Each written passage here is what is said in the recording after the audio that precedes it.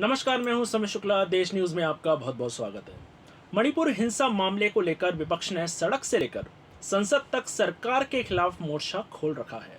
संसद के मानसून सत्र को शुरू हुए अभी 6 दिन हो चुके हैं और हर रोज सदन की कार्रवाई हंगामे की भेंट चढ़ रहा है। कांग्रेस और बीआरएस की तरफ से इस मामले को लेकर मोदी सरकार के खिलाफ अविश्वास प्रस्ताव पेश किया गया। कांग्रेस सांसद गौरव गोगोई ने लोकसभा में सेक्रेटरी जनरल के कार्यालय में नो कॉन्फिडेंस मोशन का नोटिस दिया। इसके अलावा तेलंगाना की सत्ताधारी पार्टी बीआरएस ने भी अलग से अविश्वास प्रस्ताव पेश किया। संसद में संख्या बल के हिसाब से देखें तो अभी मोदी सरकार काफी मजबूत स्थिति में दिखाई देती है। इसके बावजूद विपक्ष की तरफ से अविश्वास प्रस्ताव लाया है।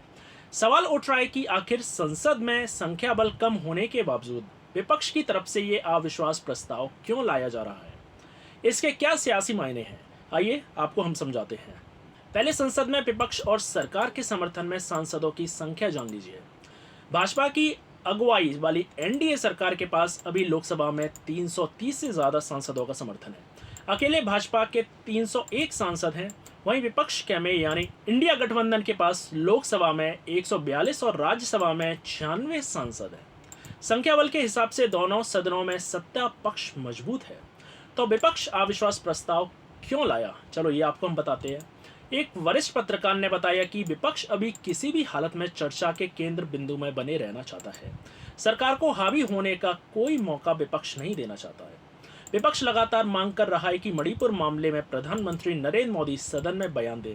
वहीं सरकार ने कहा कि गृह मंत्री अमित शाह इस मसले पर बयान देंगे। ऐसे में अविश्वास प्रस्ताव एक ऐसा तरीका है जिसके जरिए विपक्ष पीएम मोदी को संसद में बुलाने की कोशिश कर रहा है। कुल मिलाकर सारे विपक्षी दल पीएम मोदी को ही घेरना चाहते हैं। उन्होंने आगे कहा कि अभी पूरा एनडीए का सिर्फ एक चेहरा है, वो है पीएम मोदी। ऐसे में भाजपा भी नहीं चाहती कि किसी भी तरह से पीएम मोदी इस तरह के विवादों में फंसे।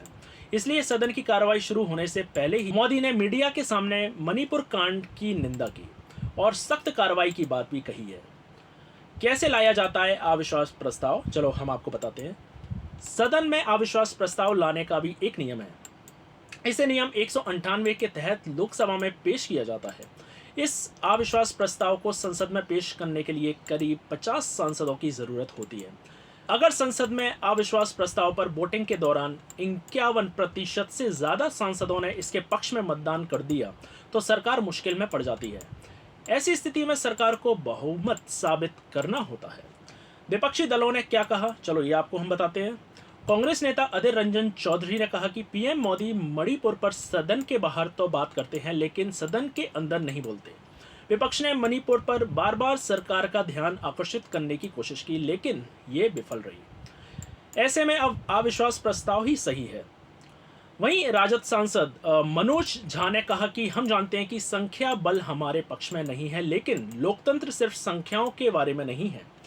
मणिपुर जल रहा है और लोग पीएम के बोलने का इंतजार कर रहे हैं। शायद अविश्वास प्रस्ताव के बहाने उन्हें कुछ बोलने पर मजबूर किया जा सके। यही सबसे बड़ी उपलब्धि होगी। वहीं शिवसेना सांसद प्रियंका चतुर्वेदी ने कहा कि कोई अपनी जिम्मेदारी से बच रहा है, कोई मणिपुर के प्रति अपनी जिम्मेदारी नहीं निभा रहा है। लोग सोच रहे हैं कि पीएम संसद में क्यों नहीं आ रहे। अगर हमें पीएम को संसद में लाने के लिए इस अविश्वास प्रस्ताव का इस्तेमाल करना पड़ रहा है तो मुझे लगता है कि हम इस देश की बहुत बड़ी सेवा कर रहे हैं।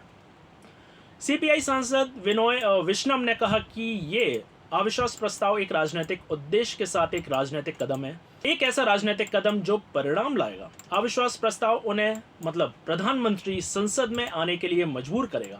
हमें देश के मुद्दों पर, खासकर मणिपुर पर संसद के अंदर चर्चा की जरूरत है। संख्याओं को भूल जाइए, वे संख्याएं जानते हैं और हम भी संख्याएं जानते हैं। भारत राष्ट्र समिति सांसद नागेश्वर राव ने कहा कि हमने अपनी पार्टी की ओर से अविश्वास प्रस्ताव पेश किया है।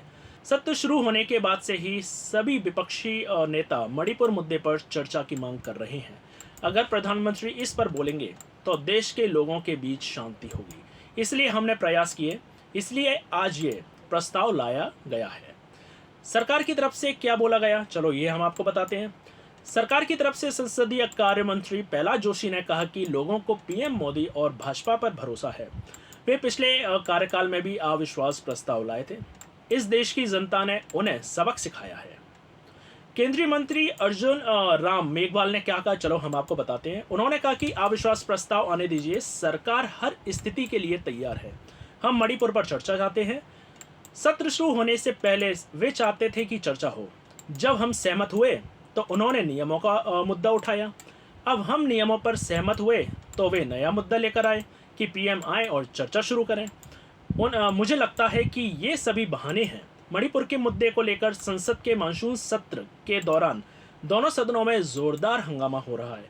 विपक्षी दल इस मुद्दे पर संसद में पीएम मोदी के बयान और चर्चा की मांग कर रहे हैं, जबकि सत्ता पक्ष ने आरोप लगाया कि हम चर्चा के लिए तैयार हैं। लेकिन विपक्षी नेता ही मांग कर रहे हैं कि इन सब के बीच विपक्ष ने लोकसभा में सरकार के खिलाफ अविश्वास प्रस्ताव पेश किया। हालांकि मोदी सरकार इस अविश्वास प्रस्ताव को लेकर बेफिक्र नजर आ रही है। मणिपुर हिंसा को लेकर कांग्रेस और विपक्षी गठबंधन इंडिया के अन्य घटक दल पीएम मोदी से संसद में बयान देने और चर्चा की मांग कर रहे हैं। इस मुद्दे पर मानसून सत्र के पहले दिन से ही हंगामा हो रहा है, जिसके बाद से पूरे देश में गुस्सा देखा गया था। आज के लिए बस इतना ही। मिलते हैं एक नए प्रोग्राम के साथ। नमस्कार।